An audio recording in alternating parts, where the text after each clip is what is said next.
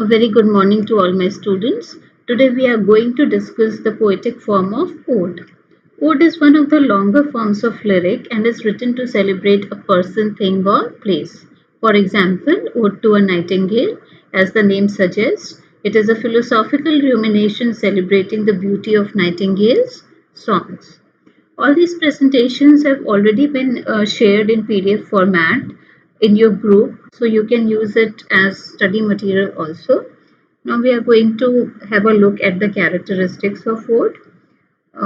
So ode is generally a very long poem, and a very common figure of speech that is used in ode is apostrophe, in which a character or speaker addresses someone who is absent. Now, ode is very philosophical in nature and it is also very formal, where a very elaborate and complex stanza form is followed. The style is also elevated. The odes can be divided into three categories: Pindaric ode or regular ode, Horatian ode or homostrophic ode, and irregular ode. So we are going to discuss all these three types one by one, starting with Pindaric ode. Pindaric ode is also known as regular ode, and it was invented by Pindar, an ancient Greek poet who lived during the 5th century BC. Now, this form is highly ceremonious in nature and very formal in structure. Uh, the stanza is divided, each stanza is divided into three units: the strophe, antistrophe, and epode. Now, strophe and antistrophe, they are identical in form, and epode is different. Um, these poems were written to be performed on stage by chorus. Therefore, these three parts, they correspond to the movement of the chorus to one side of the stage and to the other, and they pause mid-stage to deliver the epode.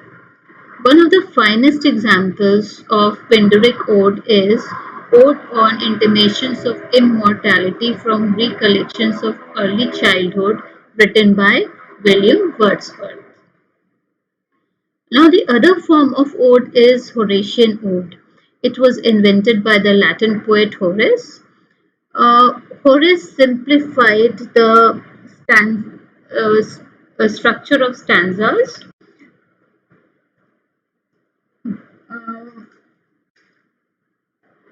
All the stanzas in a Horatian ode are similar in structure with respect to the number of lines, meter, and rhyme, and they do not follow the complex structure that we studied for the Pindaric ode. One of the most famous masters of the Horatian ode was John Keats. Keats has written many odes like Ode on a Grecian Urn to Autumn and Ode to a Nightingale, uh, following the structure of the Horatian ode. Now, the last form of ode is irregular ode. This form was developed in England in the 17th century. It is more emotional and personal in nature.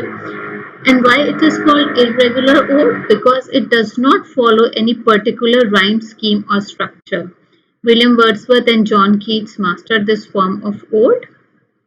One of the examples of irregular odes is Ode to the West Wind by P.B. Shelley.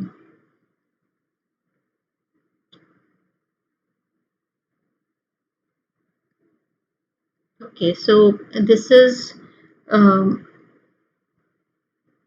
so now we have come to the end of this topic ode. We will be meeting very soon with other forms of poetry.